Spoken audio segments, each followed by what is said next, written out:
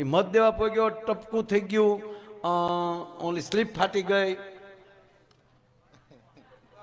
અને ઈવીએમ સુધી પોગી ગયો. એ ન્યા પોગ્યો ને પછી કોઈ રીતે મત દે નહીં. એ ખોટી મજાક નહીં હો. એટલે ઓલા અધિકારીઓ કીધું કે એ ભાઈ મત દઈ દે ને. એ ભાઈ મત એટલે જન્મજાત અધિકાર છે હો મત જેવો એ. હા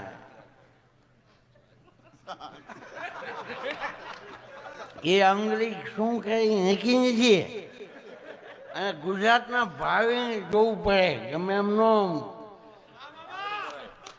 હા